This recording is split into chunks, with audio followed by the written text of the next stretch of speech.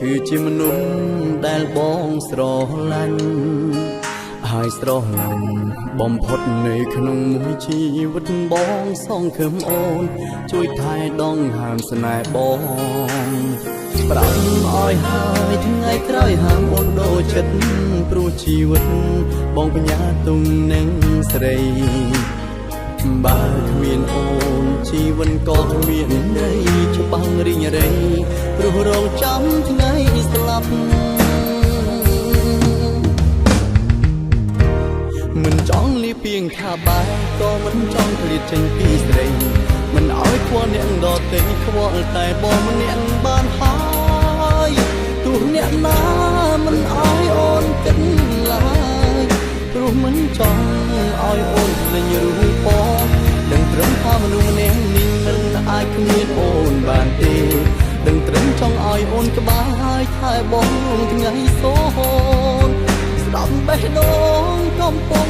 ប្រាប់ពី5ទៅស្មានដកដង្ហើមដើម្បីស្រឡាញ់អូ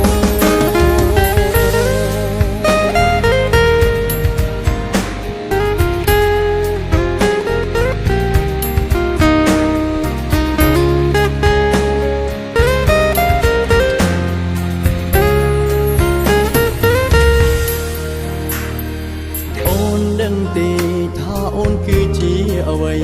គឺជាមនុស្សដែលបងស្រឡាញ់ហើយស្រឡាញ់បំផុតនៅក្នុងមួយជីវិតបងសងខឹមអូនជួយថែដងហាមស្នេហ៍បងប្រាប់ឲ្យហើយថ្ងៃក្រោយហាមអូនដូរចិត្តព្រោះជីវិតបងបញ្ញាទុំនឹងស្រីបើគ្មានអូនជីវិតក៏គ្មានន័យច្បាំងរីងរៃព្រោះរងចាំថ្ងៃស្លាប់មិនចង់លីពីងថាបែក៏មិនចង់ឃ្លាតចេញពីស្រីមិនឲ្យខ្វល់អ្នកដទៃខ្វល់តែបងម្នាក់បានហើយទោះអ្នកណា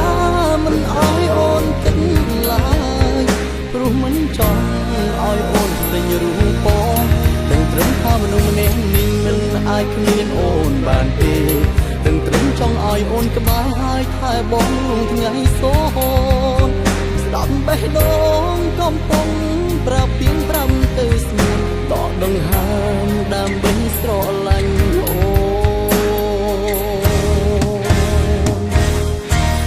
មិនចង់លីពីងថាបែក៏មិនចង់ឃ្លាតចេញពីស្រីមិនឲ្យខ្វល់អ្នកដទៃខ្វល់តែបងម្នាក់បានហើយទោះអ្នកណា